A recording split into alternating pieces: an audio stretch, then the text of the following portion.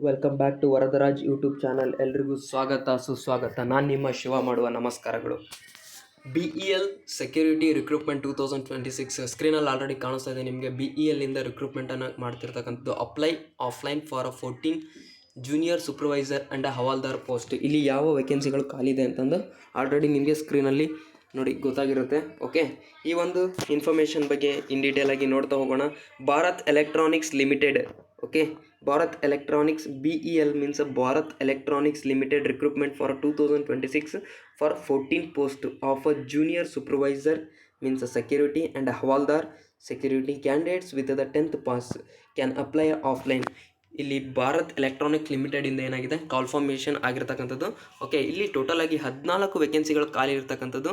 ಯಾವ್ಯಾವುದು ಅಂತ ನೋಡ್ತಾ ಹೋದರೆ ಹವಾಲ್ದಾರ್ ಮತ್ತು ಸೂಪರ್ವೈಸರ್, ಜೂನಿಯರ್ ಸೂಪರ್ವೈಸರ್ಗೆ ಖಾಲಿ ಇರ್ತಕ್ಕಂಥದ್ದು. Candidates with 10th pass can apply offline. ಈ ಒಂದು ನೋಟಿಫಿಕೇಶನ್ ಆಫ್ಲೈನ್ ಮುಖಾಂತರ ನೀವು ಅಪ್ಲೈಯನ್ನು ಮಾಡ್ಬೋದಾಗಿರ್ತಕ್ಕಂಥದ್ದು. ನೀವೇನಾದರೂ 10th ಪಾಸ್ ಆಗಿದ್ದರೆ ಈ ಒಂದು ಅಪ್ಲಿಕೇಶನ್ ಹಾಕ್ಬೋದಾಗಿದೆ. The last date to apply offline is 1/7/2026. Okay, the last date ಯಾವಾಗಿದೆ? 1/7 ನೆಕ್ಸ್ಟ್ ಮಂತು 1ನೇ ತಾರೀಕು ಏನಾಗಿದೆ ಲಾಸ್ಟ್ ಡೇಟ್ ಇರ್ತಕ್ಕಂಥದ್ದು. The candidate shall apply through offline through the BEL official website.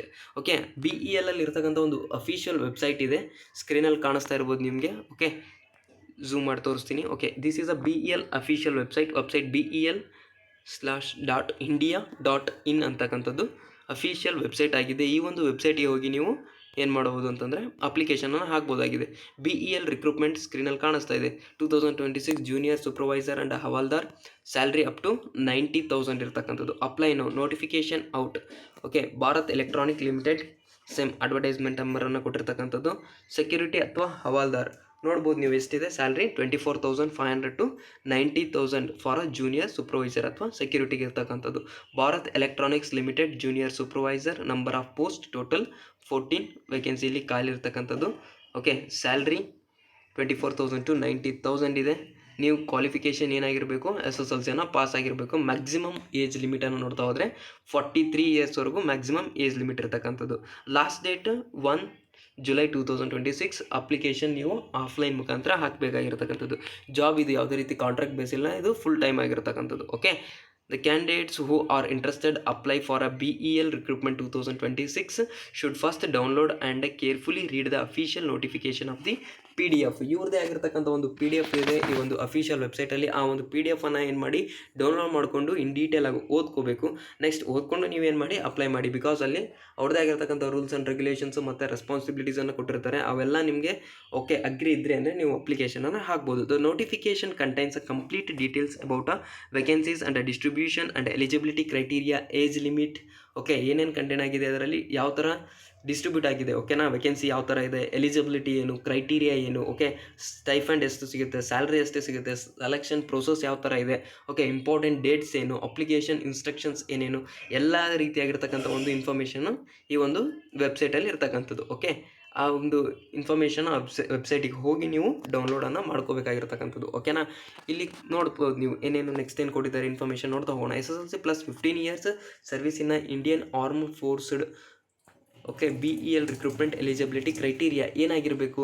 Service in armed force and GCO rank. Okay, havaldar SSLC plus 15 years of service in Indian arm force, Indian arm ಫೋರ್ಸಲ್ಲಿ work ಮಾಡಿರಬೇಕು. Okay, ಈ ಒಂದು information ಅವರು ಸ್ಟಾರ್ಟಿಂಗಲ್ಲೇ ಕೊಟ್ಟಿಲ್ಲ.